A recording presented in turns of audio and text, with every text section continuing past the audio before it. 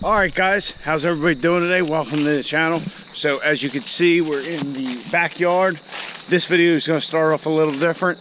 I just got home from work. Tomorrow is the first day of archery. If you watched the last video, you will know that. But anyhow, so the reason we're in the woods is tomorrow's first day of archery. I haven't been to my stands since last hunting season, so we're going to take a little walk down the woods, make sure everything's intact, see what we're going to be able to see, since as you can tell, not many of the leaves have fallen yet here in the woods. So we're going to walk down to the stand. Well, we're going to walk around to a couple of them and see what's going on and see where we're going to plan on setting up shop tomorrow. Looks like there's a deer trail right there. Maybe we'll get fortunate and see some rubs and scrapes and shit, even though I think it's probably a little bit too early for some of that. So, all right, let's enjoy our little stroll through my woods. Here's stand number one. It appears as though the burlap has rotten off from around it, which is actually not a surprise at all.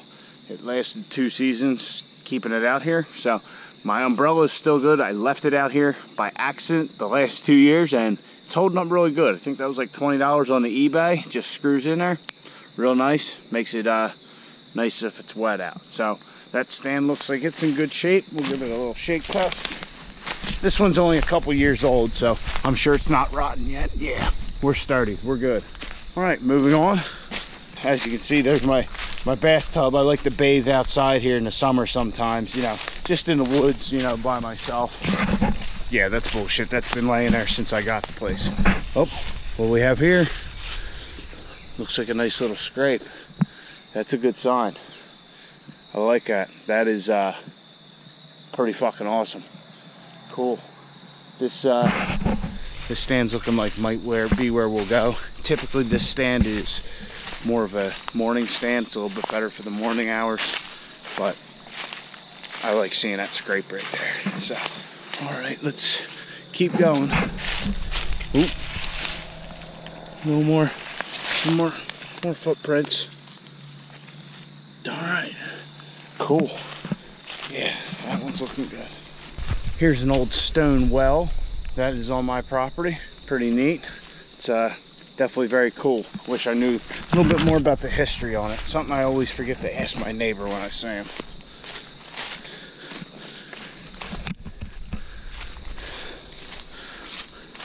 All right, here's the big boy. I'll be honest, I don't particularly care for this one because this time of year it's not too bad.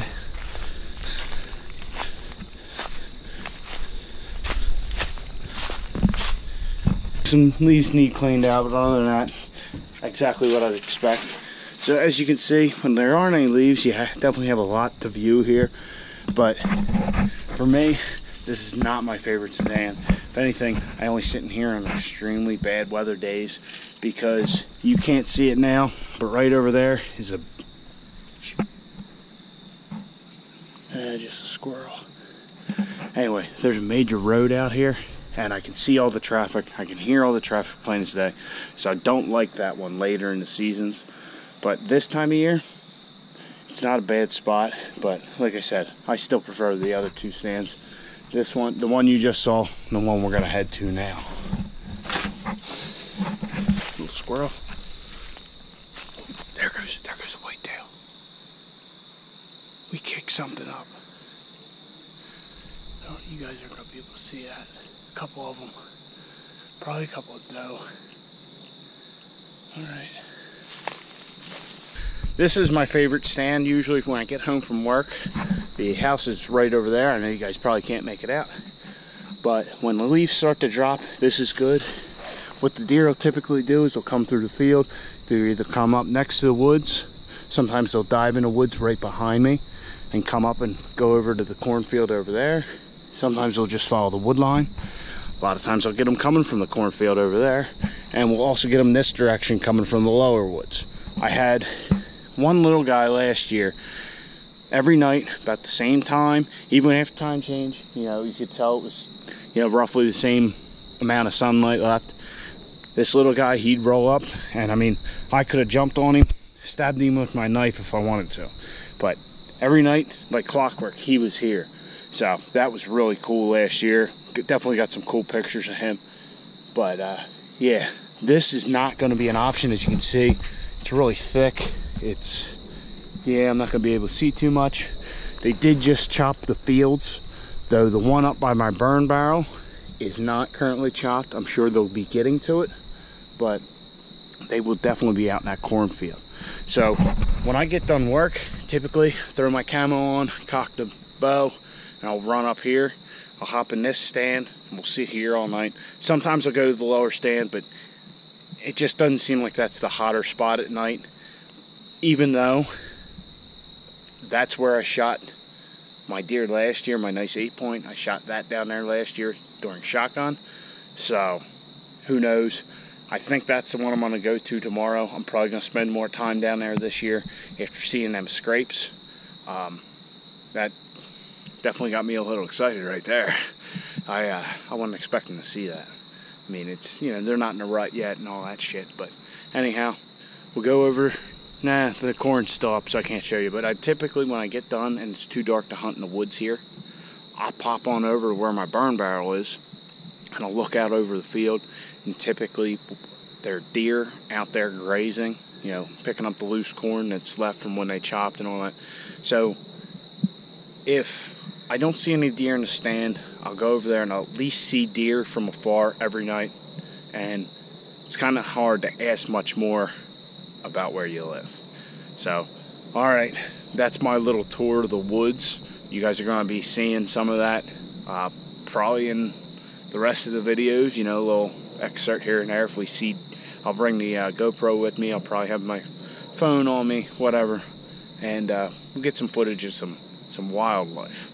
But all right, so I'm gonna go back to the house. I got some shit I want to get done. I haven't even cleaned out my truck yet from today at work, but definitely some cool shit I was working on my free time. I actually stayed a little later to get it done, you know, get it kind of done. But yeah, anyhow, I'm gonna go down to the house, take care of that shit, and I'll get back with you guys. We'll get to working on the truck. I hope you like that little tour of the woods, tour of my stands. I'm going to be spending a lot of time there here shortly. In the meantime, had a bunch of shit to do in the house, you know, clean the truck out from work, all that bullshit. Talk to my dad, and just a bunch of random little shit. So I also forgot to invite you, if you will, to pulling the one bump stop. I pulled the driver's side out. All I did was jack up the truck and pull it out. You know, there's no shock in there. The sway bar is disconnected. So I pulled it out. As you can see, here's our bump stop. What my plan is, it just sits into a little cup on the truck, on a frame. My plan is just kind of cut it down. I'm not sure how long this even is. Well, anyway, I'll cut it down, try and take 1.5 inches out of it, I'm thinking right now, and then go from there. So I will pull the passenger one so I can get that done as well, give us that room. I still need to order our shocks, but I did order something to lower the rear end to match the front a little bit. Also, I worked on the super secret, and I'm sure you're tired of me rambling on about it, exhaust modification, but I still just want to keep it a secret at this point because, well, I don't know if you're looking forward to it or you just want it to be over with at this point. But anyhow, today I fiddled around with something that you see a lot of people do on their trucks when they have, especially like twins, triples, stuff like that, fancy stuff, you know, even cars. But yeah, so I got to experimenting with pie cuts. So as you can see, I have everything kind of labeled BB, BB, BB, BB, AA, AA. So I can weld this up pretty solid and continue our fabrication for that exhaust mod. So it's not like I've been bullshitting you. I got the tape off. Basically, that was just there so I could try and fit everything up how I wanted it. So, pie cuts. Definitely easier than I ever thought they would be. But the basic premise, and I watched a couple of the videos here on the YouTube to help me figure out how to do this, and the easiest way of those methods I found was you basically cut a 7.5 degree angle on this side, 7.5 degree angle on this side. Wait, you know what? Let's go back. So this is all a straight pipe. So you mark a line down one side of the pipe, and then 180 degrees out on the opposite side, mark another line. Put it in your saw, cut 7.5 degrees on this side. Or on one side, I should say. Anyway, rotate your pipe 180 degrees so the other line is exposed. Then cut your other angle. So now you have this pie section with 7.5 degrees on this side, 7.5 degrees on this side. So now you have a 15 degree wedge when you add up those two angles. So you add 2 pie sections, now you have a 30 degree angle. 3 sections, you have a 45. So when you get to 6 sections, now you have a 90 degree angle that is way tighter than anything you can bend, you know, with a pipe bender. And if you wanted to, you could clock these a little bit, and your lines really do help you to do that. As you can see, to do this 90, I have everything lined up, but if you wanted to clock them a little bit and kind of turn your 90 as you did it, you could. But I have this 4-section piece. You know what, we'll use this one. We have this 45 to go with our 90. So, say we were coming out of something. Yeah, we could keep it going back, you know, toward where it came. Or we can turn this piece and slowly rotate that exit or entrance around to get the desired shape. Which is really cool that you're able to make these complex figures that are very smooth with a straight piece of pipe. It's pretty neat. And like I said, it's certainly easier than I thought it would be. Now, as far as your spacing goes, as how far to set your cuts apart, I just kind of guessed. There's a formula out there, you know, they tell you if you want this, you do this. I didn't do that. I just eyed it up, and then I set a stop on my saw, so every one of them would be the same. If you see some of these pieces that are a little thinner than others, because I did make like 2 or 3 sets of cuts, you know, I went to the saw and then went back, and then went to the saw, went back, you know, all that kind of stuff. Also, with the particular saw I was using, the vise on it, when I got a short piece of pipe in there, it wouldn't clamp it good, so when the saw would try and start cutting in, it would bite and roll the pipe a little. So that's why they're not perfectly even, but they're close enough for what I'm doing. I mean, I'm pretty proud of myself personally with how this has turned out so far. Hopefully the finished product looks just as good. But like I said, you know, you could do a U if you wanted to, real tight U. You could, you know, shoot this thing off over here. You know, you can make an S. There is an unlimited amount of things you could do with these pie cuts.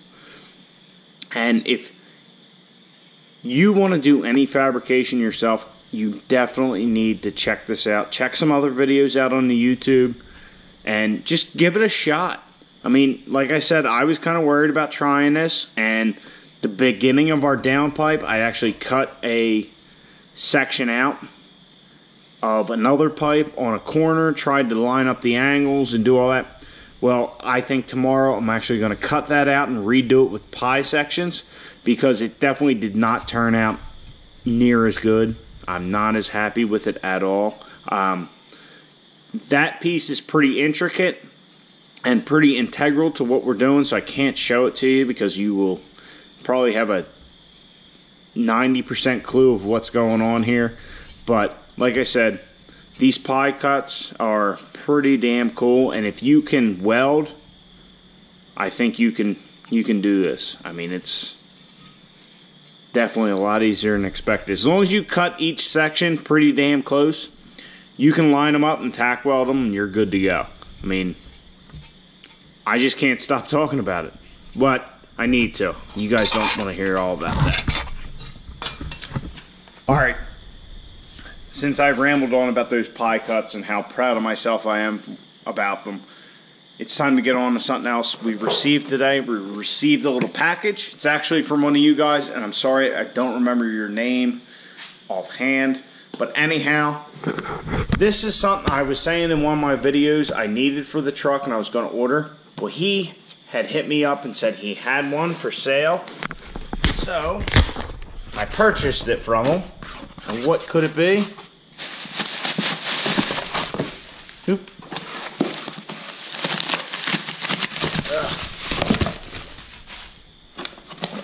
So, this is our stainless diesel spacer. I believe it's stainless diesel. Yep. Stainless diesel spacer. This is the 1-inch spacer for our turbo setup with the manifold in the up position. He also included the studs with it. So I got this at a good price. And thanks to you again. Once again, I'm sorry I can't remember your name right offhand. But basically, this spacer is going to go in here. So we'll be able to install that tomorrow.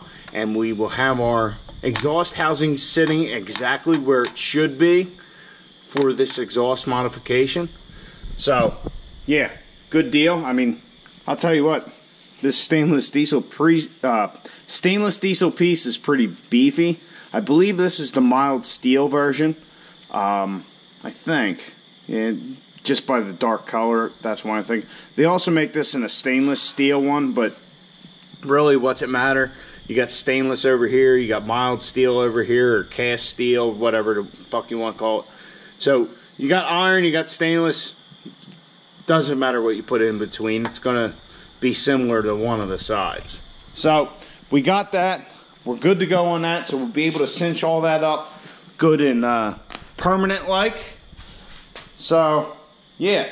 Still got our coil springs. I got to try and return them to the Amazon, which shouldn't be too hard. To just got to do the stuff on the app or on the line, whatever. So, as you can see, you guys didn't really get to see much tonight. I got held up with other things. Kind of excited about tomorrow afternoon. I'm not going out in the morning because we're in an outage at work. So, you know, we're working overtime. You know, they want us there on Saturday, all that kind of stuff. But it is what it is. As you saw earlier in the woods, really, my good hunting starts when the leaves fall. So when they're still green like this, it's tough. But we did see that nice scrape by the lower stand down here, so I'm pretty pumped about that. But I'm just excited to get back in the woods.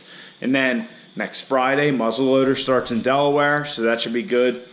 So anyway, if you guys don't want me to talk about any of the hunting stuff, I'll knock it off. But if you want to hear about it and maybe see a little bit here and there, I mean, I'm not going to clog up the videos like I did, you know, the beginning of this one every time. I know you guys are more interested in the truck here. But if you want me to include that, just put something down in the comments. Let me know what you think. These videos are for you guys. So if that's what you want to see, I'll show you more of it. If that's not what you want to see, I just won't. I won't even mention it if you want. But anyhow, our exhaust fab for our special little project is coming along nicely. You got a little proof that I have been working on it. You know, it's not just all bullshit and stuff like that.